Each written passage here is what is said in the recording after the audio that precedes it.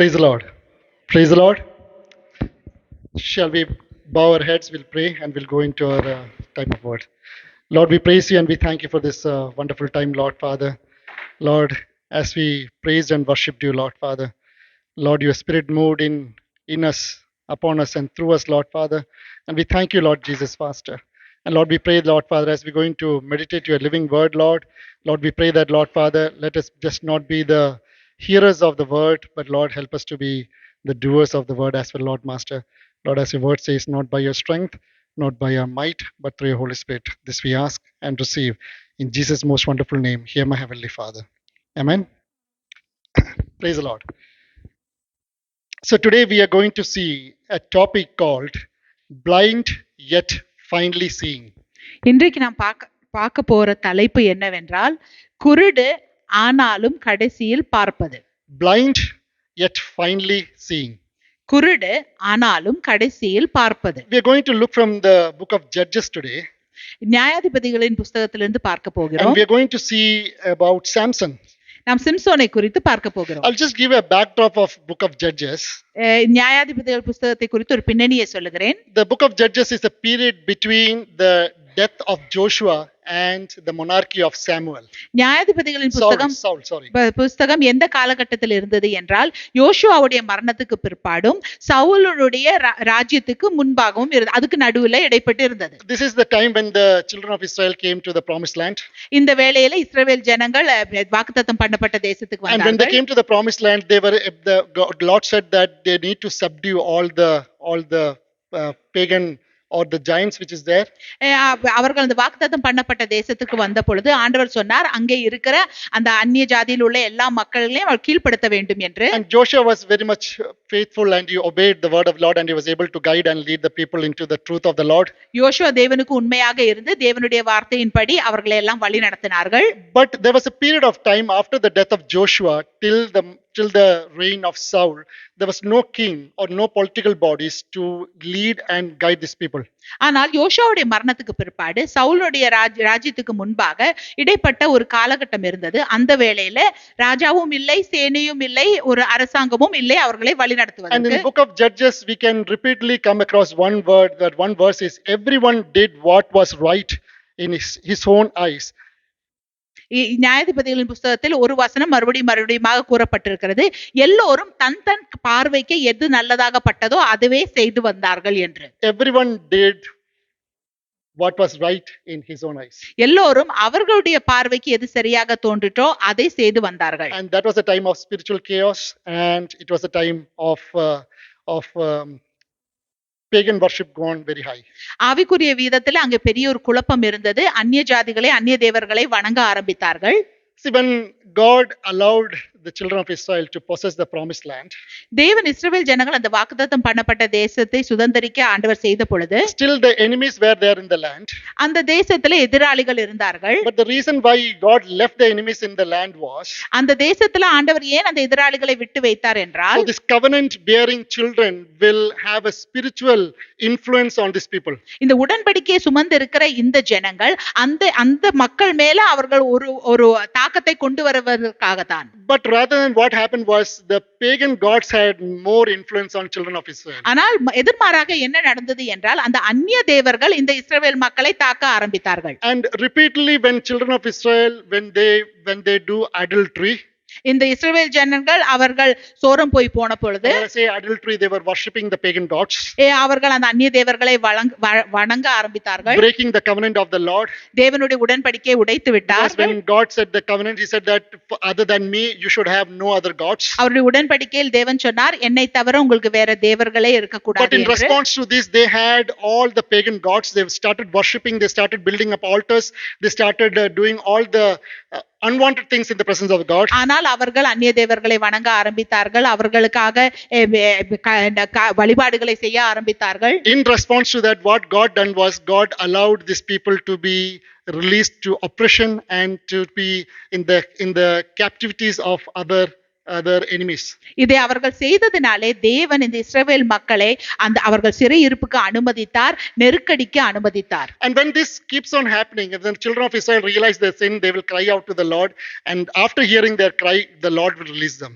அவர்கள் இந்த இஸ்ரவேல் ஜனங்கள் தன்னுடைய பாவத்தை உணரும் பொழுது தேவனை நோக்கி கூக்குரல் இடுவார்கள். கூக்குரலை கேட்ட உடனே ஆண்டவர் அவர்களை விடுவிப்பார்கள். And this was a time of judges called. This is the time between the death of Joshua and the Saul. It's called the time of judges. இதுதான் நியாயாதிபதிகளின் காலம். அது அந்த யோசுவாவின் மரணத்துக்கு பிற்பாடும் சவுல் ராஜா வருவதற்கு முன்பாகவும். And the judges were the leader deliverers. அந்த நியாயாதிபதிகள் அவர்கள் தலைவராக இருந்தார்கள், விடுவிக்கிறவர்களாக இருந்தார்கள். Or they will be the military rescuers. இல்லை என்றால் ஒரு ராணுவ ரீதியாக அவர்களை விடுவிக்கிறவர்களாக இருந்தார்கள். You have major judges and minor judges in the Bible. பெரிய தலைவர்கள் இருந்தார்கள், சிறிய நியாயாதிபதிகள் இருந்தார்கள். You have Othniel, Deborah, Gideon, Samson, they're all major judges.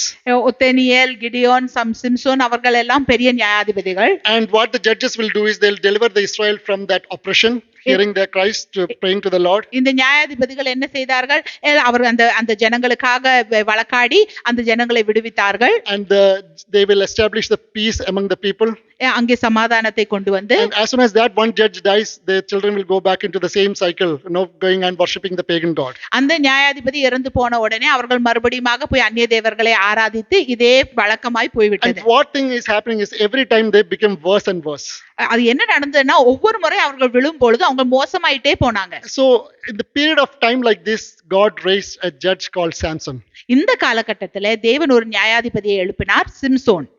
Now when children of Israel came to the promised land, இஸ்ரவேல் மக்கள் அந்த வாக்குத்தத்தம் பண்ணப்பட்ட தேசத்துக்கு வந்த பொழுது, and when they were following the pagan gods, அவர்கள் அந்நிய தேவர்களை பின்பற்றின பொழுது, God allowed the Philistines to attack them or take control over them.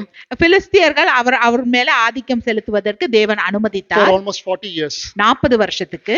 This time of the year, as you said, the one of the common theme which you see in the book of Judges is people started doing everything which was right in their own eyes. இந்த நியாயாதிபதியின் காலத்துல நம்ம ஒரு காரியத்தை மறுபடியும் பார்க்கலாம். ஜனங்கள் தங்களுடைய பார்வைக்கு நல்லதாக பட்டதை அவர்கள் செய்து வந்தார்கள். And when there was no one ready to follow the word of the Lord, யாரும் தேவனுடைய வார்த்தையை பின்பற்ற தயாராக இல்லாத பொழுது, there was one family particularly in middle of these children of Israel. இந்த இஸ்ரவேல் மக்கள் மத்தியில ஒரு குடும்பம் இருந்தது.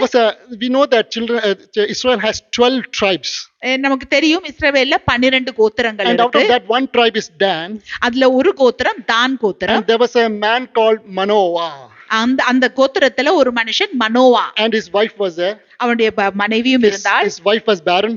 அவருடைய மனைவி மலடியாக இருந்தாள். But they were God fearing children. ஆனால் அவர்கள் தேவ பயம் உள்ள பிள்ளைகள். Bible says they done what was right in the eyes of the Lord. வேதம் சொல்லுகிறது தேவனுடைய பார்வைக்கு சரியானதை அவர்கள் செய்தார்கள். And Bible says that the angel of the Lord appeared to her.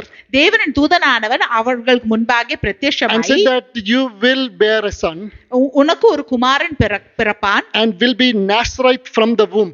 அவன் வயிற்றில் அந்த கருவில் இருந்தே ஒரு நசரேயனாய் இருப்பான் என்று. That is separated for God's. Nazareth means separated for God's purpose. நசரேயன் என்று சொன்னால் தேவனுடைய நோக்கத்துக்காக பிரித்தெடுக்கப்பட்டவன். But when he said that he will be separated for God, he will be a deliverer for the children of Israel. அவர்கள் சொன்ன பொழுது அவன் தேவனுக்காக பிரித்தெடுக்கப்பட்டவனாக இருப்பான், அவன் ஜனங்களுடைய இரட்சகனாக இருப்பான் என்று. The angel of the Lord said one particular thing about Samson. தேவதூதனானவர் ஒரு வார்த்தையை சொன்னார் சிம்சோனை பற்றி. He will begin to deliver the children of Israel. அவன் இஸ்ரவேல் ஜனங்களை விடுவிக்க ஆரம்பிப்பான். He didn't say that he will deliver them completely. அவர்களை முழுமையாக விடுவிப்பார் என்று சொல்லவில்லை. He said very particularly he will begin to deliver them. அவர் அந்த ஜனங்களை விடுவிக்க ஆரம்பிப்பான் என்று சொன்னார். Samson's calling was been announced before his conception itself. கருவுல உருவாகுவதற்கு முன்பாகவே சிம்சோனுடைய அழைப்பை தேவன் அறிவித்தார். Now what is a Nazareth vow? ஒரு நசரேயனாகிய அதனுடைய அந்த காரியம் என்ன? There are 3 conditions to be followed to have a Nazareth vow. இப்ப நசரேயனாய் இருப்பதற்கு 3 விதிமுறைகள் இருக்கிறது. That person should not drink any kind of wines. எந்த விதமான ஒரு மதுவும் அருந்தக்கூடாது. No contact with the dead. அந்த பிணத்தோடு கூட எந்த தொடர்பும் இருக்கக்கூடாது. His hair should not be cut or shaved. அவருடைய தலைமயிர் கத்தரிக்கவும் கூடாது, அதை ஷேவ் பண்ணவும் கூடாது. So when the angel of the Lord appeared to Manoah's wife, said that even you have to follow the same thing. மனோவாவுடைய மனோவாவிடம் வந்த பொழுது நீங்களும் அப்படியாக இருக்க வேண்டும் என்று தேவதூதன் சொன்னார். And they God fearingly they started following what the angel of the Lord instructed to them. தேவதூதன் சொன்னது போல அவர்களும் பின்பற்றினார்கள். and Samson was been born. Samson பிறந்தான். And name Samson comes from the Hebrew word called Shemesh, Samson என்ற பெயர் எபிரேய மொழியில ஷிமேஷ் என்ற அந்த பதத்திலிருந்து வருகிறது. meaning the sun. ஷிமேஷ் என்று சொன்னால் சூரியன். But apart from his words meaning, but he went away from his calling time after time, very far distance. ஆனா அவருடைய பெயர் இப்படியாக இருந்தாலும் பல முறை சிம்சோன் அதை விட்டு ரொம்ப தூரமாக போய்விட்டான். When we read this portion of Bible, we can see Samson was very confident in his strength. இந்த பகுதியை படித்து பார்த்தால் சிம்சோன் தன்னுடைய வல்லமையில அவன் மிகவும் கான்ஃபிடென்ட்டாக இருந்தான். But he was still dwelling in that realm of sin. ஆனால் அவன் அந்த பாவ வாழ்க்கையில கடந்து போய் கொண்டிருந்தான். And as I said, that Bible, the angel of the Lord said that he will begin to deliver his people. தேவன் தூதனானவர் சொன்னார் அவர் அந்த இஸ்ரவேல் மக்களை விடுவிக்க ஆரம்பிப்பார் என்று. Starting is not important. அந்த துவக்கம் முக்கியமல்ல. But to finish in victory is very important. ஆனால் வெற்றியில முடிப்பதுதான் முக்கியம். We all need to ask a very important question at this time is how I am going to finish this race God has appointed to me. நாம் எல்லாரும் ஒரு கேள்வியை கேட்க வேண்டும். தேவன் எனக்காக நியமித்த இந்த ஓட்டத்தை நான் எப்படி முடிக்க போகிறேன்? But when we will see from life of Samson, சிம்சோனுடைய வாழ்க்கையிலிருந்து நாம் பார்க்கலாம். we will see what hindered Samson's race and who hindered Samson's race. சிம்சோனுடைய அந்த ஓட்டத்தை யார் தடுத்தார், எது தடுத்தது என்று. If you open with me Judges chapter 14. நியாயாதிபதிகள் 14வது அதிகாரத்துக்கு நாம் திருப்பினோம் என்றால் and verse number 14 verse 1 says like this. Now Samson went down to Timnah and saw a woman in Timnah of the daughters of Philistines.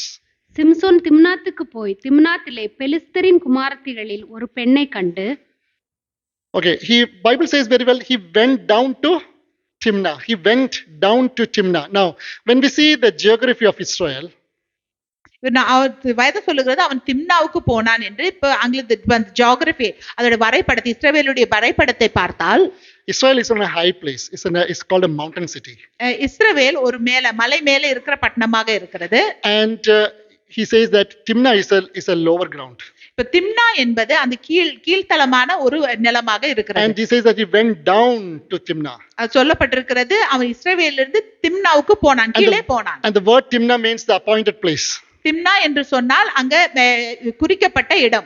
And we can see that the main reason for Samson's failure was சிம்சோனுடைய தோல்விக்கு முக்கியமான காரணம் எது என்றால் for everything when we read from this portion of Bible chapter 14 15 and 16 everything says that he went down. இந்த 14 15 16 பார்த்தோம் என்றால் எல்லாவற்றிலும் எழுதி இருக்கிறது அவன் கீழே போனான் என்று. Geographically physically he went down.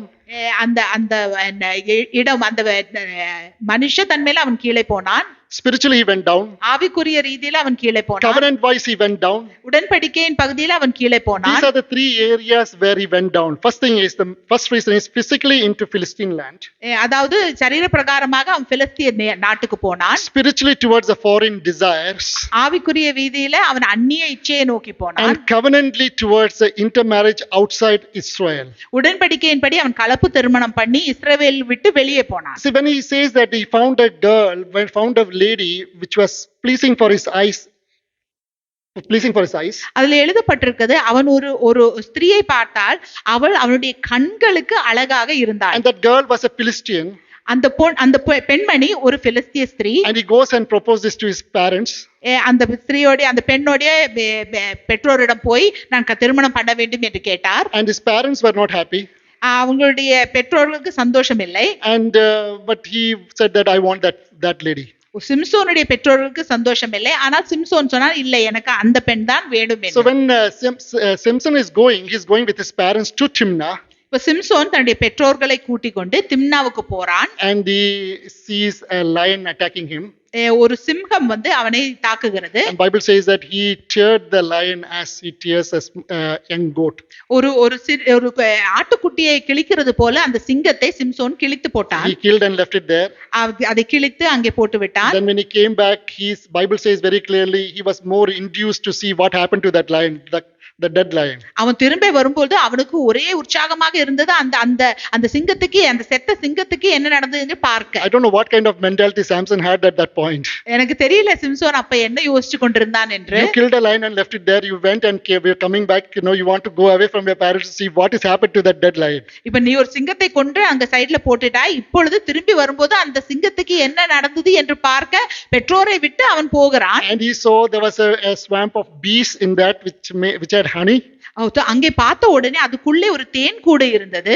He took honey from that dead carcass. அங்க இருந்து அந்த பிணத்துக்குள்ளே இருந்து அவன் அந்த தேனை எடுத்தான். He also drank. அவனையும் குடித்து he gave to his parents also. அவருடைய பெற்றோர்களுக்கும் அதை கொடுத்தான். So there are two breaking of the covenant already happened here. One is he's gone out of the covenant promise that going to the Philistines.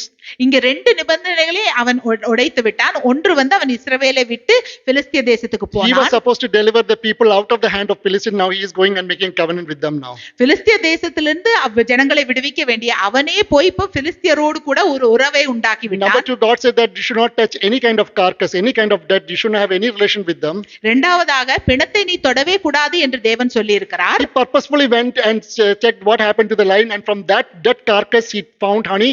And he drank and he gave to his parents also. அவன் வேணும்னே போய் அந்த பிணத்தை தேடி போய் அந்த பிணத்தை தொட்டு அதுக்குள்ளே இருக்கிற தேனை எடுத்து அவருடைய பெற்றோர்களுக்கும் கொடுத்தான். Each time he went away, he was going deeper and deeper away from the covenant and the calling of the Lord. ஒவ்வொரு முறையும் அவன் கீழே போகும் பொழுது அவன் இன்னும் அதிக தூரமாக தேவனுடைய உடன்படிக்கையிலிருந்து போய் கொண்டே இருந்தான். The Bible says that he went to Gaza. Gaza is further deeper from Philistines. வேதம் சொல்லுகிறது அவன் காசாவை நோக்கி போனான் என்று. காசா இன்னும் கீழே இருந்தது பிலிஸ்திய தேசத்துக்குள்ளே. And this is where the Satan has appointed his tricks, his place to devour or to bring Samson down out of his commission. இந்த இடங்கள்ல தான் சாத்தான் பல கண்ணிகளை வைத்திருந்தான். எப்படியாவது சிம்சோனை தன்னுடைய வழியில தேவனுடைய வழியிலிருந்து வீழ்த்த வேண்டும் என்று சொல்லி பார்த்தான். If you open with me Bible 1 Peter chapter 5 verse 8. 1 பேதுரு 5வது அதிகாரம் 8வது வசனத்தை நீங்களோடு கூட திருப்பினீர்கள் என்றால், Bible alerts us saying that be alert and sober minded. Your enemy the devil prowls around like a roaring lion looking someone to devour. தெளிந்த புத்தியுள்ளவர்களாயிருங்கள், விழித்திருங்கள். ஏனெனில் உங்கள் எதிராளியாகிய பிசாசானவன் கர்ச்சிக்கிற சிங்கம் போல் எவனை விழுங்கலாமோ என்று வகை தேடி சுற்றித் திரிகிறான். Satan in Bible again in Ephesians is described as a prince of power of the air. சாத்தானை பார்த்தால் இப்பிரபஞ்சத்தின் அதிபதி என்று வேதம் சொல்லுகிறது. The spirit that is now at work. இப்பொழுது இந்த காலத்துல கிரியை செய்து கொண்டிருக்கிற ஆவி என்னவென்றால், in the sons of disobedience. கீழ்ப்படியாமையின் பிள்ளைகளின் மத்தியில his work is to make them disobedient. அவர்களை கீழ்ப்படியாம வைக்கிறது தான் அவனுடைய வேலை. Now when God raised us from the dead position, தேவன் நம்மை மரித்தோரிலிருந்து உயிர்ப்பித்த பொழுது God gives a very very valuable and important position in our life.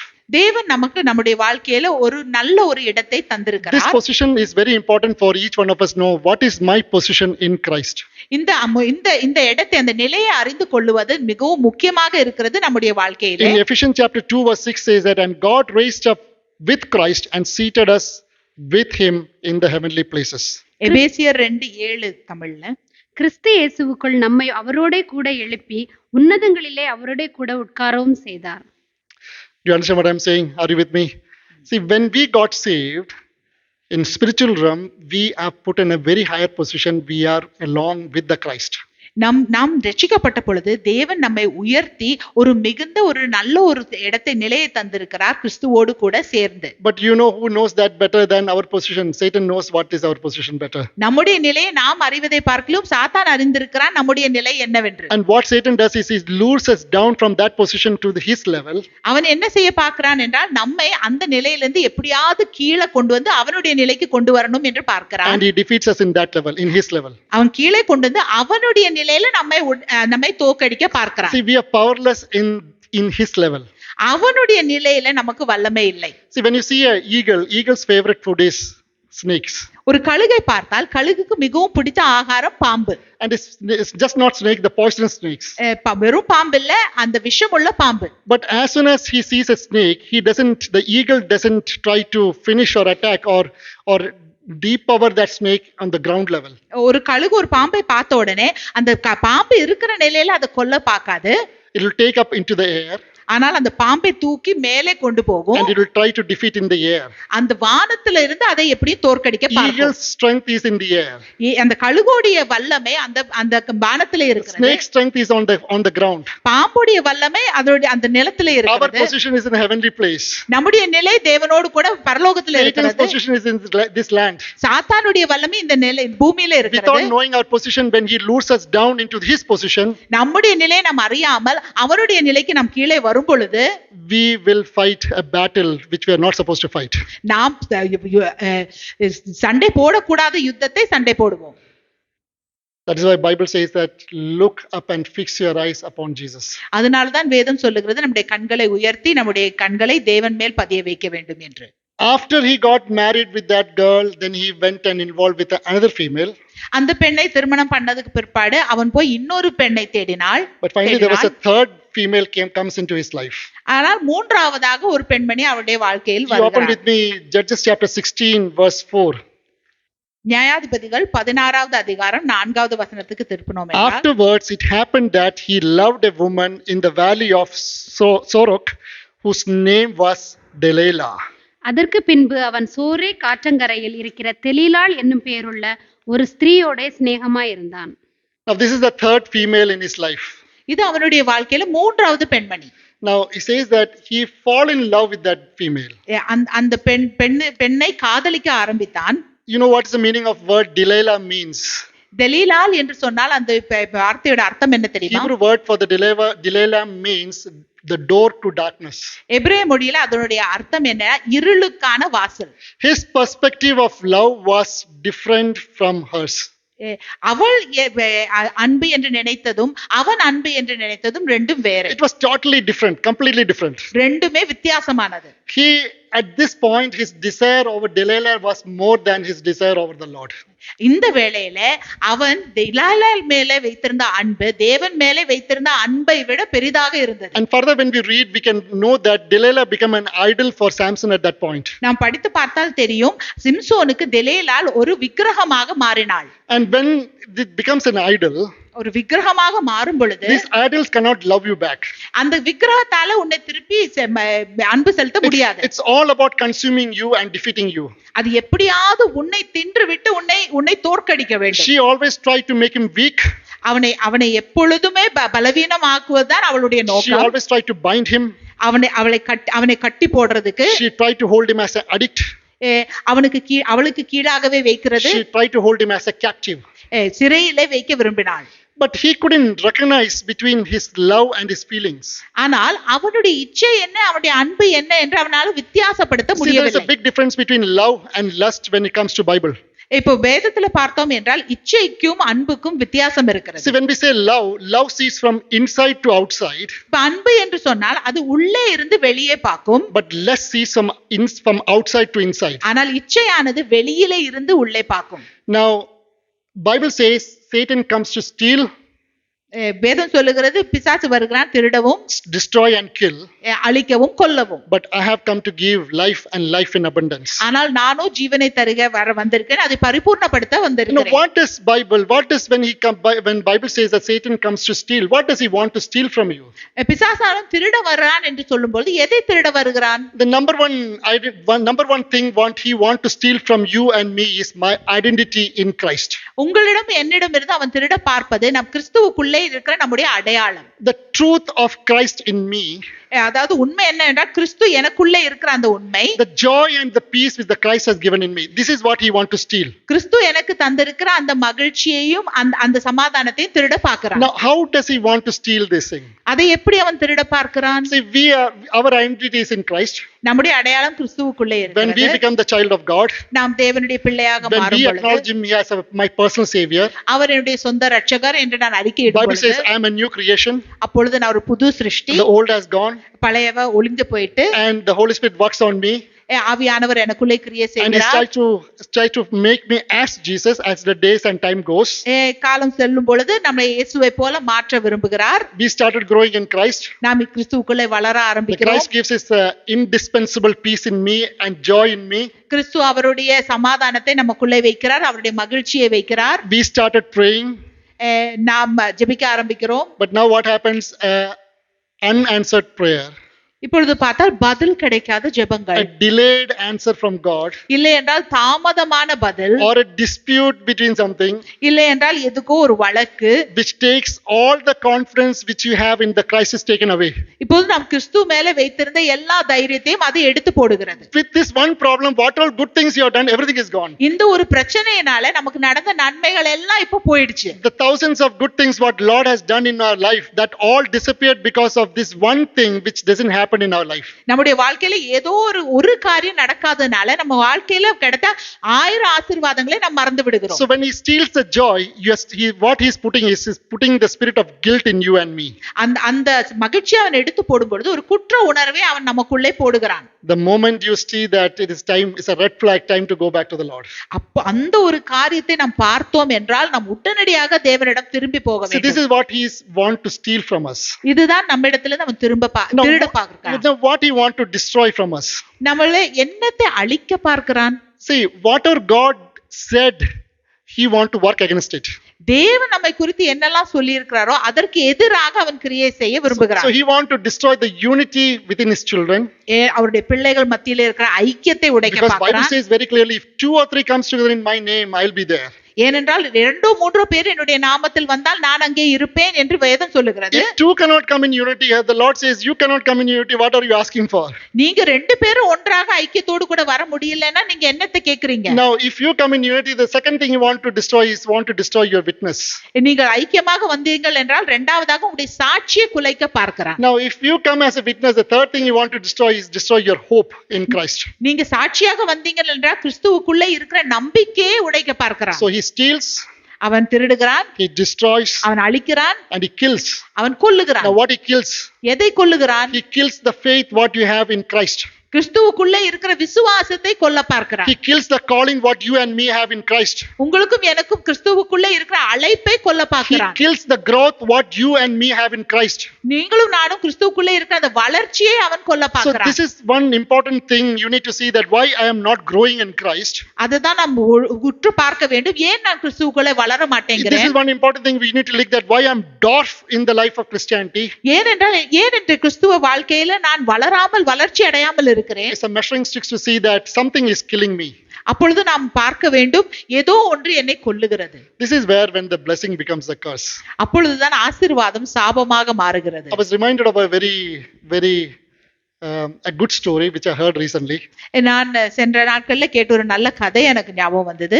There was a big mansion, very beautiful mansion in a 50-acre land. ஒரு 50 acre நிலத்துல ஒரு பெரிய ஒரு மாளிகை இருந்தது. Just imagine a big beautiful mansion. ஒரு பெரிய அழகான மாளிகை.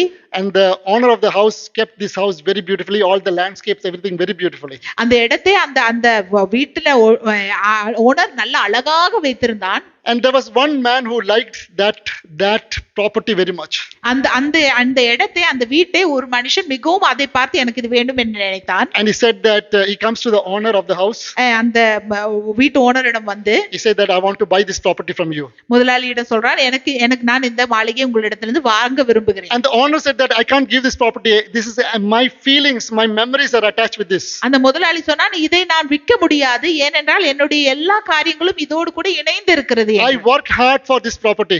நான் இந்த மாளிகைக்காக இந்த சொத்துக்காக நான் கடின அத்வானம் பண்ணேன். I work hard to maintain in the position which is right now it is. இப்போ இருக்கிற நிலைக்கு அதை கொண்டு வருவதற்கு நான் மிகவும் கஷ்டப்பட்டேன். And even if you want to buy this, you can't afford to buy this from me. இதை நீ வாங்கணும்னு நினைச்சா கூட அதை முன்னால வாங்க முடியாது. But the person said that no, give your price. Let me try.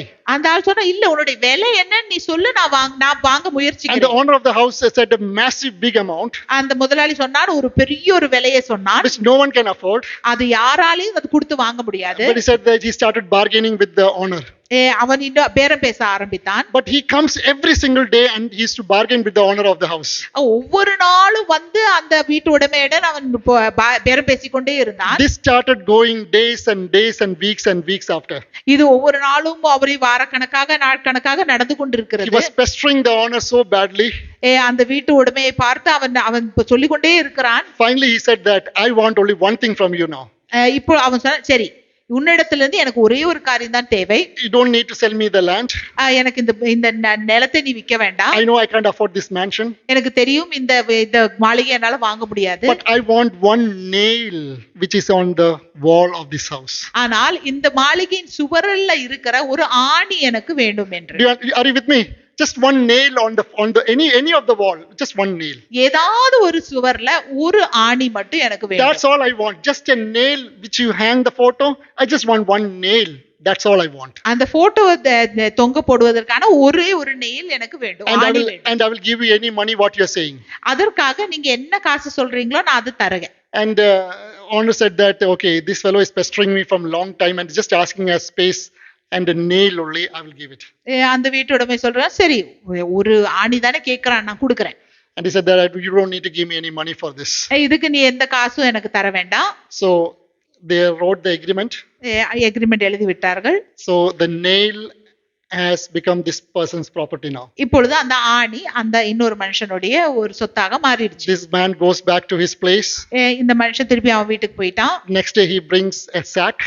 இரண்டாவது நாள்ல ஒரு கோணி பையை எடுத்து கொண்டு வந்தான். With a dead dog inside that. அதுக்குள்ள ஒரு செத்த நாய் இருந்தது. And he comes and hangs that dead dog sack onto that nail.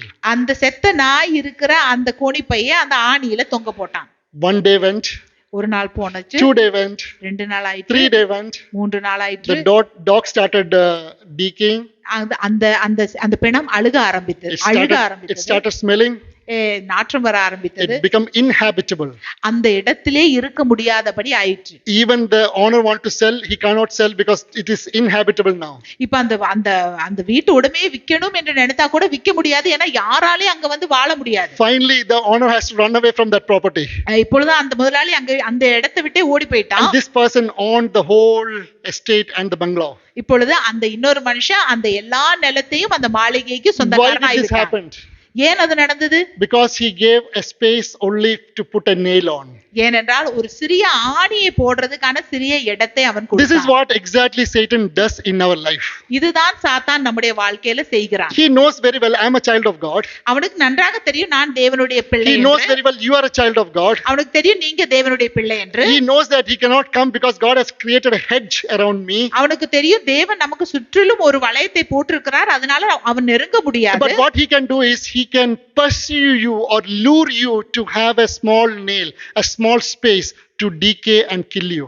ஆனால் என்ன பண்ணுவான், எப்படியாவது அவனுக்கு ஒரு ஆணி போடுறதுக்கு ஒரு இடத்தை எப்படியாவது நீங்க கொடுக்க வேண்டும் என்று சொல்லி உங்களை ஈர்த்து அதை செய்ய வைப்பான். The moment you identify this point of your life, உங்களுடைய வாழ்க்கையில இந்த இடத்தை நீங்கள் கண்டுபிடித்தீர்கள் என்றால், we always have a cross to run back. அப்பொழுது உங்களுக்கு ஒரு சிலுவை இருக்கிறது, அதை நோக்கி நாம் ஓடி போகலாம். We have abundance of grace provided to come back. அங்கே பெரிய கிருபை இருக்கிறது நாம் திரும்பி வருவதற்கு. We have incomparable mercy provided to come back. தேவனுடைய இரக்கம், பெரிதான இரக்கம் இருக்கிறது அவரிடம் திரும்பி வருவதற்கு. We love God in our convenience. நம்முடைய தேவைக்கேற்ப நாம் தேவன் மேல அன்பு செலுத்துகிறோம். You and me only have God as much as I and you desire in my life. நீங்களும் நானும் எவ்வளோ நம்முடைய வாழ்க்கையில தேவன் வேண்டும் என்று எண்ணுகிறோமோ அந்த அளவுக்கு தான் தேவனை ஏற்றுக்கொள்கிறோம். This is the foundational truth of Christian life. அதுதான் கிறிஸ்துவ வாழ்க்கையில ஒரு உண்மையாக இருக்கிறது. You and me only have Christ how much I desire in my life. என்னுடைய வாழ்க்கையில எனக்கு எவ்வளவு ஒரு இச்சை இருக்கிறதோ, எவ்வளவு ஒரு விருப்பம் இருக்கிறதோ அதன்படி தான் இயேசுவை நான் ஏற்றுக்கொள்கிறேன். Why we have less of fruit of spirit in my life, I don't want to say about you. என்னுடைய வாழ்க்கையில ஏன் ஆவியின் கனி குறைவாக இருக்கிறது? Because I desire less. ஏனென்றால் நான்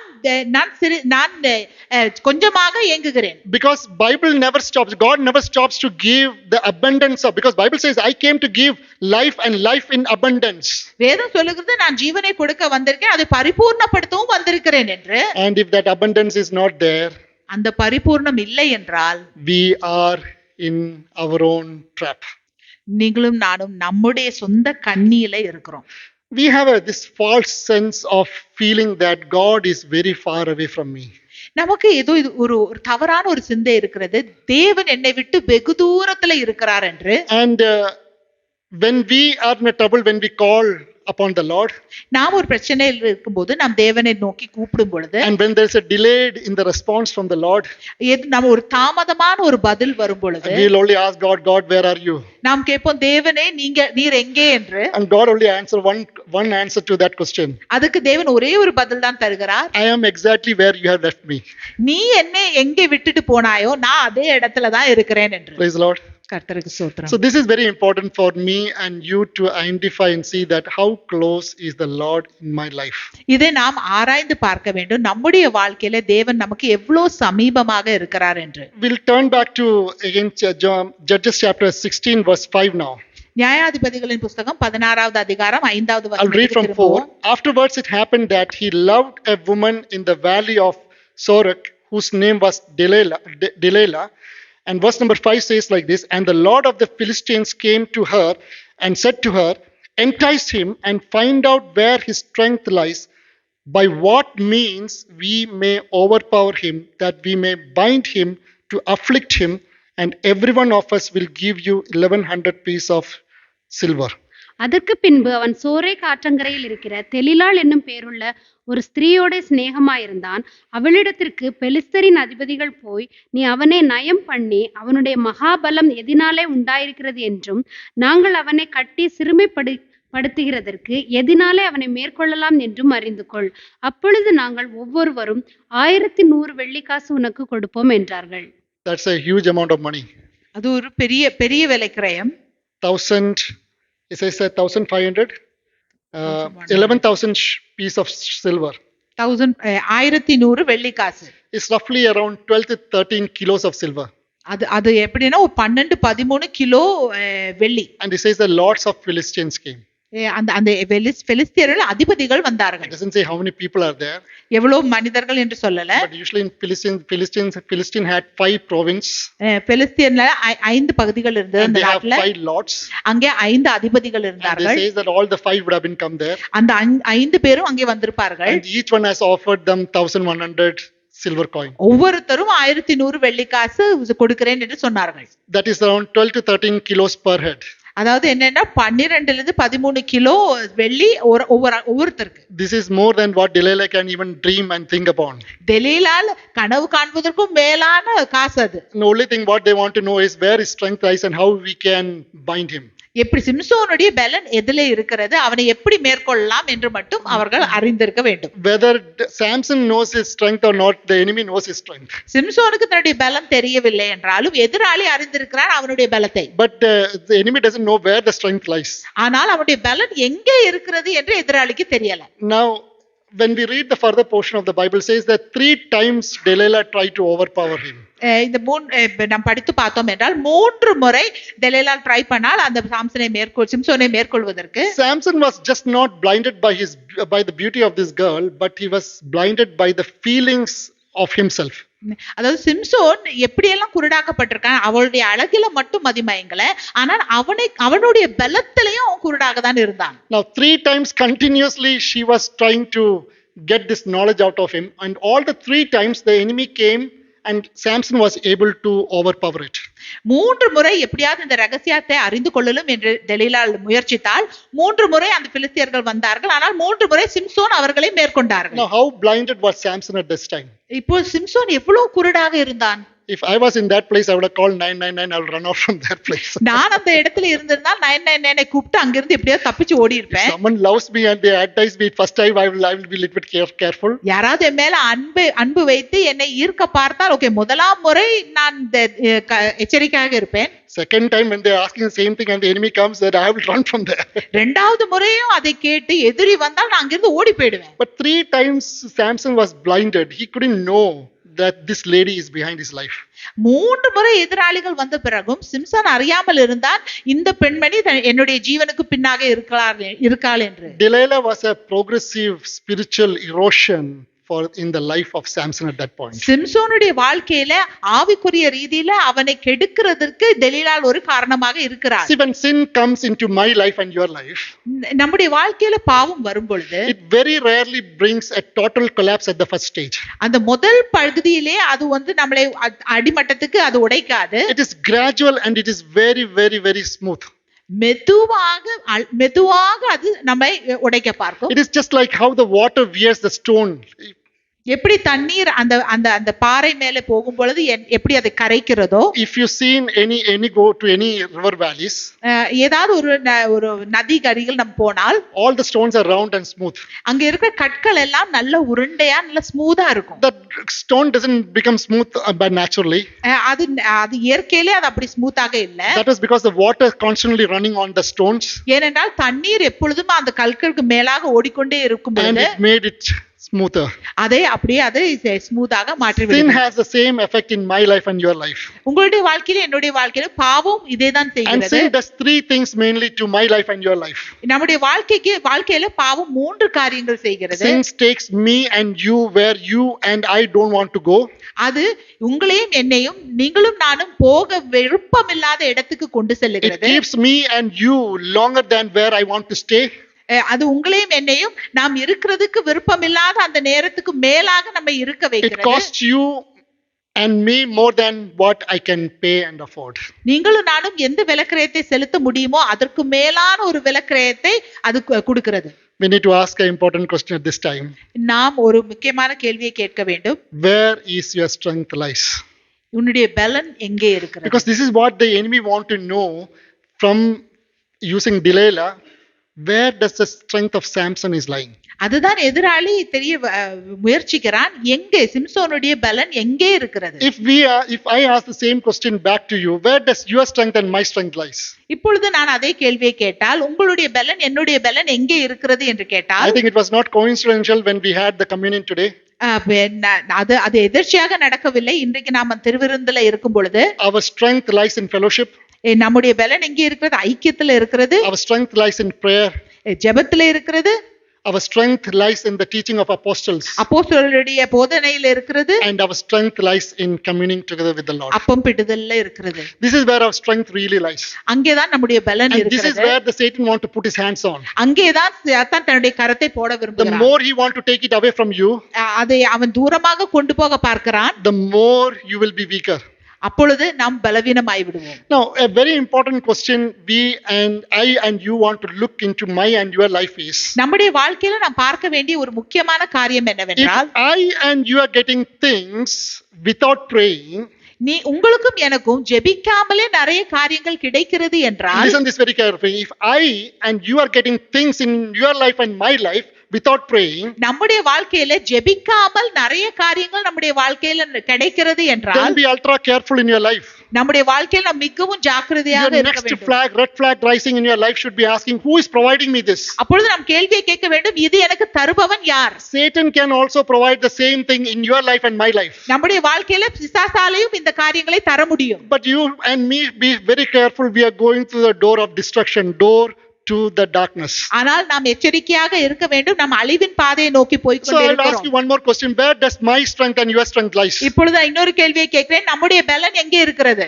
If you and me are getting without the fellowship, நீங்களும் நானும் அந்த அந்யோன்யம் இல்லாமல், if you and me are getting blessings without the praying, ஆசீர்வாதங்கள் ஜெபிக்காமல் வருகிறது என்றால், if you and me are getting without blessing without the communion with the Lord, தேவனோடு கூட உள்ள ஐக்கியம் இல்லாமல் அது நமக்கு கிடைக்கிறது என்றால், if you and me are getting blessing without the sound doctrines of the apostles which has taught us, அப்போஸ்தலருடைய உபதேசங்கள் இல்லாமல் அந்த ஆசீர்வாதம் கிடைக்கிறது என்றால், it's an ultra red flag for me and you. அப்பொழுது நாம் ஜாக்கிரதையாக எச்சரிக்கையோடு இருக்க வேண்டும். Sin lies at your door. ஏனென்றால் பாவம் அந்த வாசல் அருகே இருக்கிறது.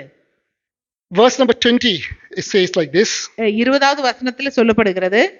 Now the fourth time now Delilah goes to Samson, says that, see, you don't love me anymore, you just hate me. You don't love me anymore, you just hate me. All the 3 times you were making fun of me. Now if you don't really tell me your love, what is the strength? I don't want anything from you.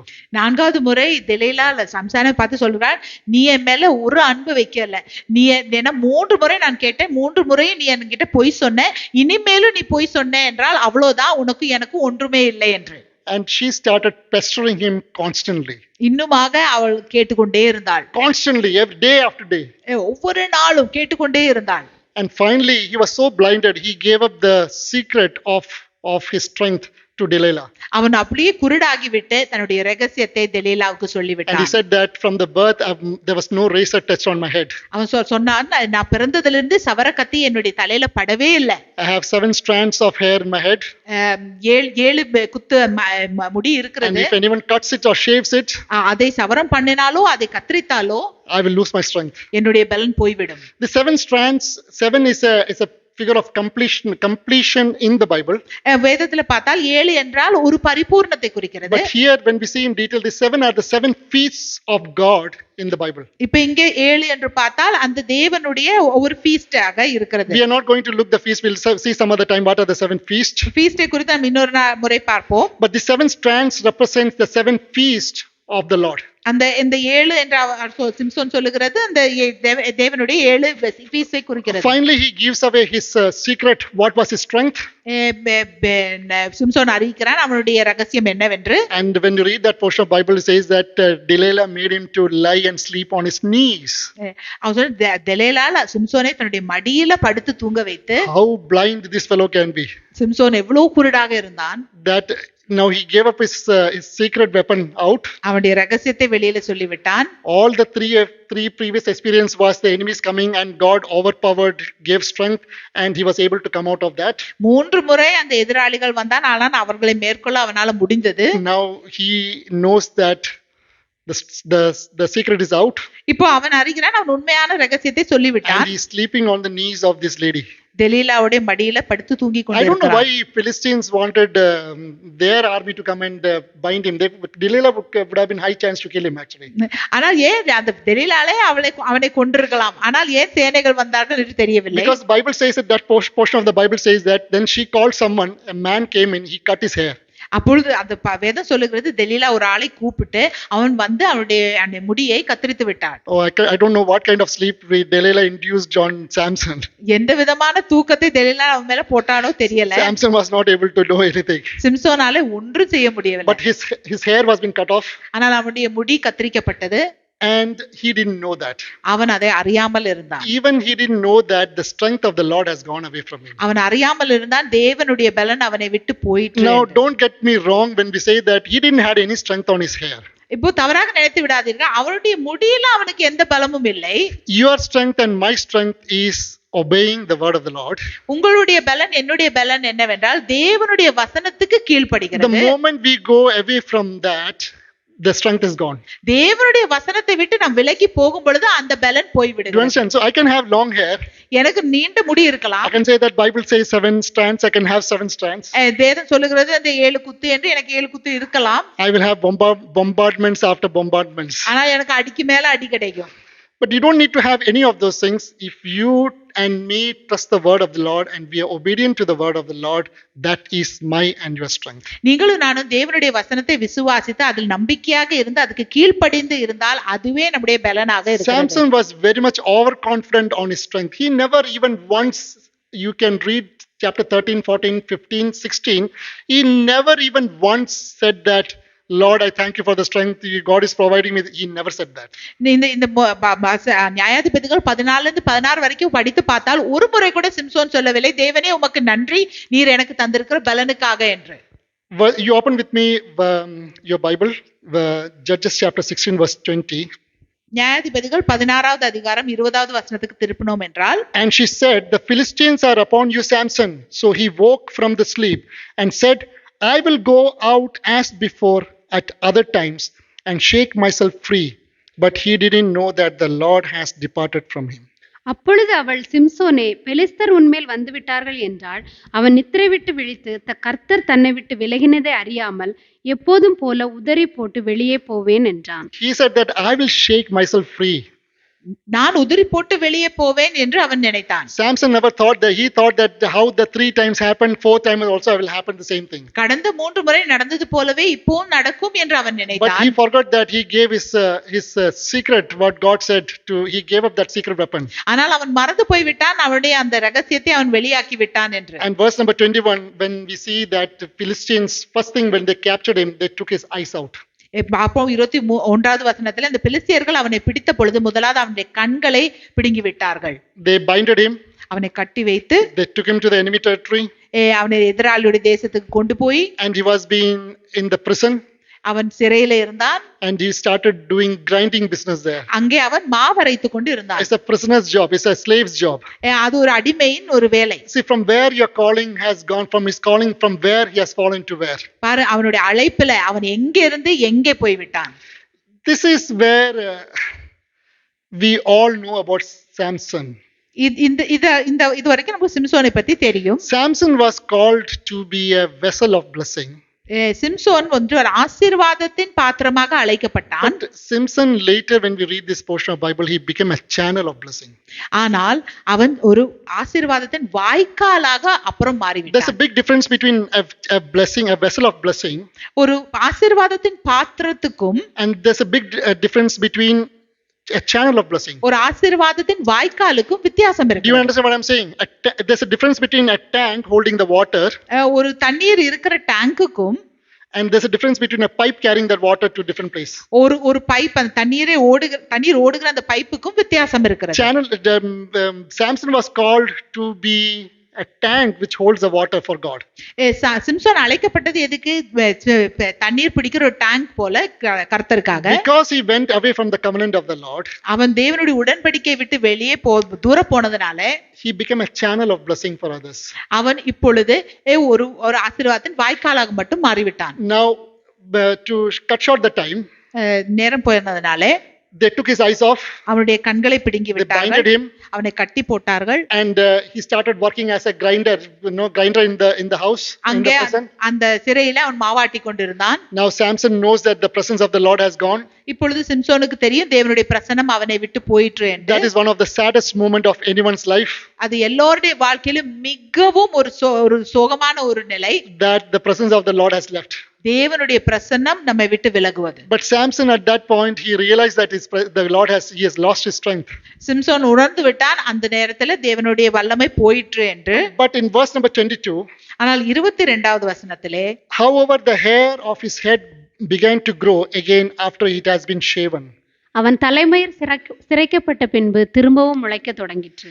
See, when we are a children, when I am and you are a child of God, நீங்களும் நானும் தேவனுடைய பிள்ளையாக இருக்கும் பொழுது, because of my and your unfaithfulness and indiscipline in the life, நீங்களும் நானும் உண்மை இல்லாமல் இருக்கிறதுனால, ஒழுங்கில்லாமல் நம்முடைய வாழ்க்கையில இருக்கும் பொழுது we will fall, there's no doubt. நாம் விழுந்து விடுவோம். But remember one thing, we are in the God when we realize that the hair will grow again. ஆனால் நம் தேவனுக்குள்ளே இருக்கிறோம் என்று உணர்ந்து கொள்ளுங்கள், அந்த முடி மறுபடியும் முளைக்க ஆரம்பிக்கும். Children of this Philistines were very happy. அந்த பிலிஸ்தியர்கள் சந்தோஷமாக இருந்தார்கள். Because they got their number one enemy in their captivity. அவங்களுக்கு தெரியும் எங்களுடைய முதல் எதிராளி இப்பொழுது எங்களுடைய சிறையில் இருக்கிறான் என்று. They started giving offerings to their god Dagon. அவர்களுடைய டாகோன் என்கிற அவர்களுடைய தேவனுக்கு அவர்கள் படைத்தல்கள் வைத்தார்கள். They were praising, saying that Dagon has brought this enemy down to our feet. அவர்கள் சொல்லிக் கொண்டிருந்தார்கள், டாகோன் இப்பொழுது சிம்சோனை எங்களுடைய பாதத்துக்கு கொண்டு வந்தான் என்று. Dagon is a god for Philistines for the fertility and for harvest. அங்கே அந்த ஹார்வெஸ்ட் டைமுக்கான ஒரு தேவனாக இருக்கிறார் அந்த Dagon. So one day what happened, all these Philistines with these 5 lords and all the people, அந்த பிலிஸ்தியர்கள் எல்லாம் அந்த 5 அதிபதிகளோடு கூட சேர்ந்து ஜனங்களோடு கூட சேர்ந்து they joined in a temple. அங்க ஒரு ஆலயத்தில் அவர்கள் கூடி வந்தார்கள். They were so happy.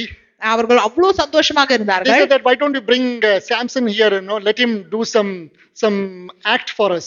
சிம்சோனை இங்க கொண்டு வாங்க, அவங்க நமக்கு முன்பாக வந்து ஒரு செயல் எல்லாம் செய்யட்டும் என்று. And they said that there were almost like 3,000 people on the ground, 3,000 men on the ground. இது 3000 ஆண்கள் அந்த இடத்துல இருந்தார்கள். And there was almost like more than that, there was females on the roof. அதுக்கு மேலே ஸ்திரீகள் கூட அந்த மேலே இருந்தார்கள். Now Samson's hand was been binded. சிம்சோனுடைய கரங்கள் கட்டப்பட்டிருந்தது. And he was been brought in middle of this of this group. அந்த ஜனங்களுக்கு மத்தியிலே சிம்சோனை கொண்டு வந்தார்கள். Samson asked the prisoner one request. Samson வந்து அந்த அந்த ஜனங்களிடம் ஒரு கோரிக்கை விட்டான். Can I feel the pillar of this temple? இந்த ஆலயத்தின் தூண்களை நான் தொட வேண்டும் என்று. Because I want to lean onto that. ஏனென்றால் நான் அதன் மேல் சாய்ந்து இருக்க வேண்டும். So Samson, so they allowed him. அவனுக்கு அதுக்கு அனுமதி கொடுத்தார்கள். He felt the main pillars. அந்த முக்கியமான தூண்களை அவன் தொட்டு பார்த்தான். Now he knows that these are the main pillars of this temple. இப்பொழுது அவனுக்கு தெரிந்தது இதுதான் அந்த முக்கியமான தூண்கள் என்று இந்த ஆலயத்திற்கு. Now this is where Samson's first prayer has been recorded in the Bible. இங்கே தான் சிம்சோனுடைய முதல் ஜெபம் எழுதப்பட்டிருக்கிறது. If you turn with me Judges chapter 16 verse 28. நியாயாதிபதிகள் 16:28. Samson called to the Lord saying, "O Lord God, remember me, I pray, strengthen me, I pray."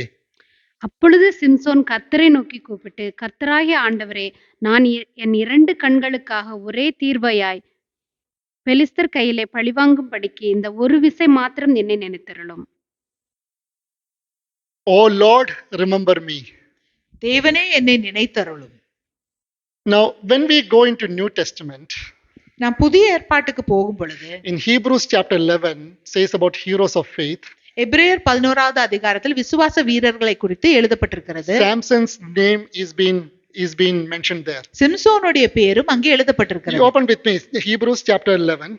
எபிரேயர் 11வது அதிகாரம்.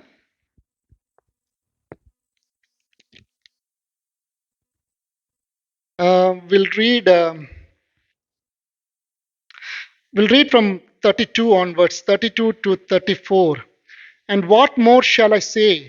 For the time would fail me to tell Gideon and the Barak and the Samson and the Jephthah, also of David and Samuel and the prophet, who through faith subdued the kingdom, worked righteousness, obtained promise, stopped the mouth of lions, quenched the violence of fire, escaped the edge of sword, out of weakness were made strong, became valiant in battle, turned to fight the armies of the aliens. பின்னும் நான் என்ன சொல்லுவேன்? Gideon, Barak, Samson, எப்தா, தாவீது, Samuel என்பவர்களையும் தீர்க்கதரிசிகளையும் குறித்து நான் விவரம் சொல்ல வேண்டுமானால் காலம் போதாது. விசுவாசத்தினாலே அவர்கள் ராஜ்யங்களை ஜெயித்தார்கள், நீதியை நடப்பித்தார்கள், வாக்குத்தத்தங்களை பெற்றார்கள், சிங்கங்களின் வாய்களை அடைத்தார்கள், அக்கினியின் உக்கிரத்தை அவித்தார்கள், பட்டய கருக்குக்கு தப்பினார்கள், பலவீனத்தில் பலன் கொண்டார்கள், யுத்தத்தில் வல்லவர்களானார்கள், அந்நியருடைய சேனைகளை முறியடித்தார்கள். Out of weakness were made strong. This is purely about Samson. பலவீனத்தில் பலன் கொண்டார்கள் சிம்சோனை குறித்து எழுதப்பட்டிருக்கிறது. Do you understand? Because one prayer of faith at that time.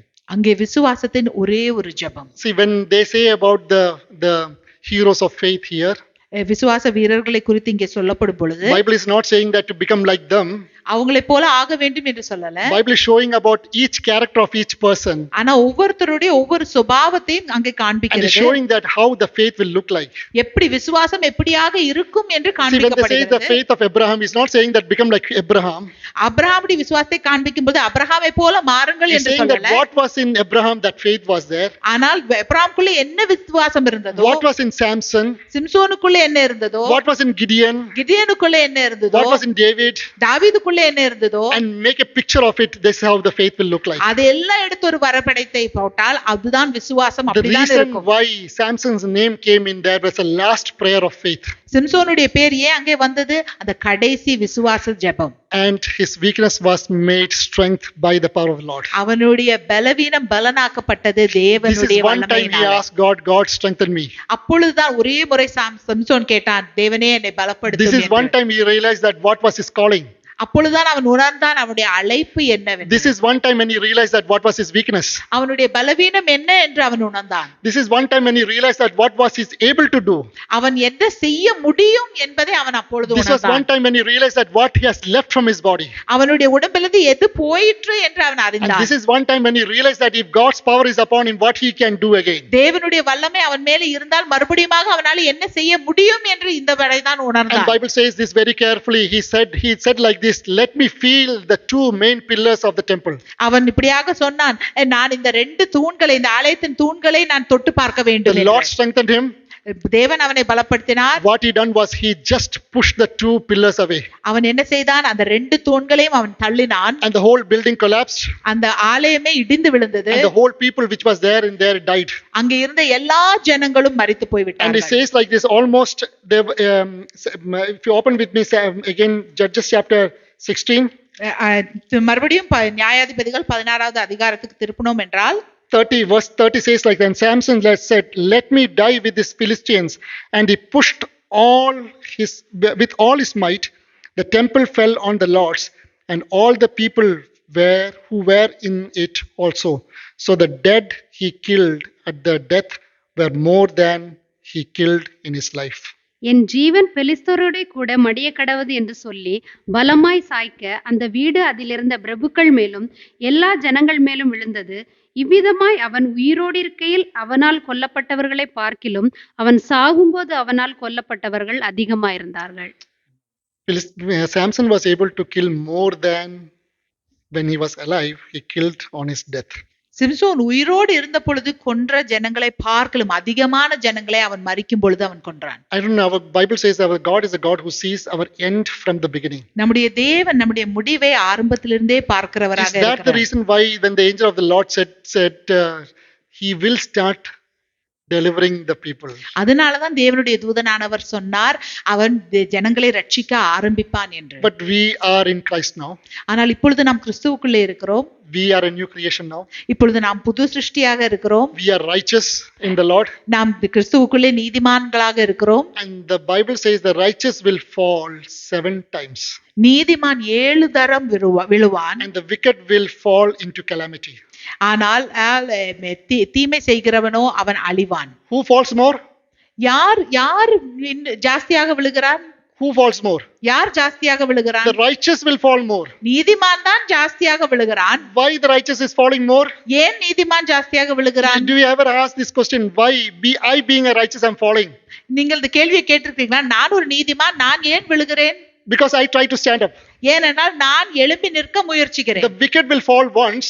அந்த பொல்லாதவன் ஒரு முறை விழுவான். But he will never stand up. ஆனால் அவன் எழும்ப மாட்டான். But the righteous who I and you who have been called in the name of Lord Jesus Christ. நீங்களும் நானும் நீதிமானாக கிறிஸ்து இயேசுவுக்குள் அழைக்கப்பட்டவர்கள். When I fall, நாம் விழும் பொழுது he gives me his grace.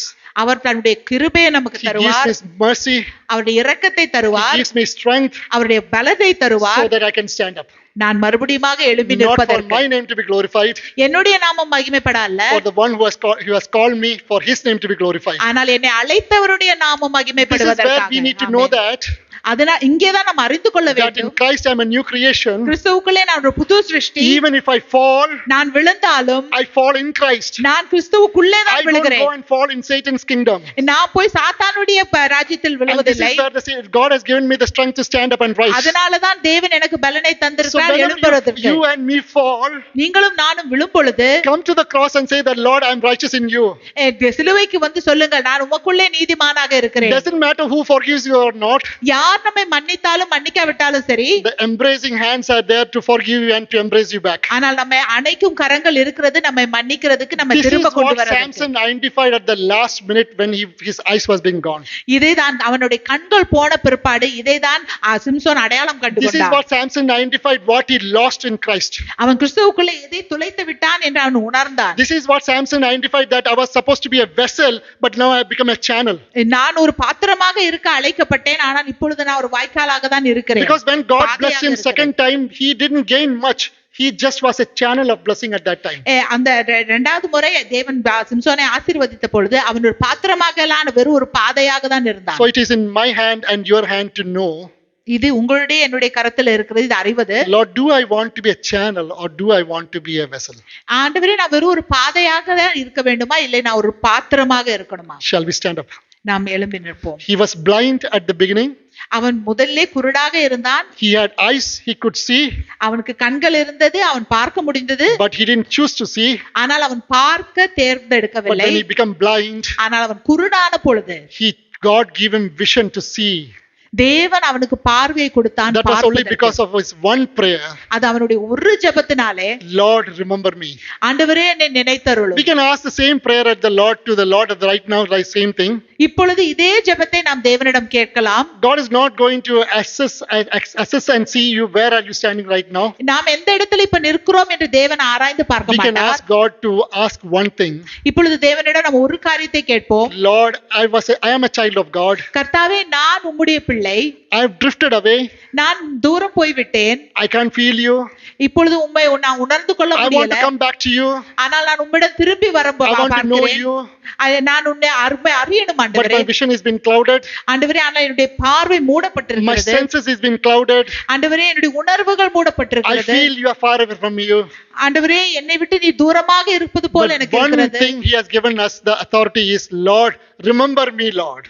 ஆனால் ஒரு அதிகாரம் நமக்கு தந்திருக்கா, நாம் கேட்க முடியும், என்னை நினைத்தருளும் கர்த்தாவே. Until and unless the Holy Spirit gives me and you the spirit of repentance in me, we will never know the depth and breadth of repentance, the love of God in our heart.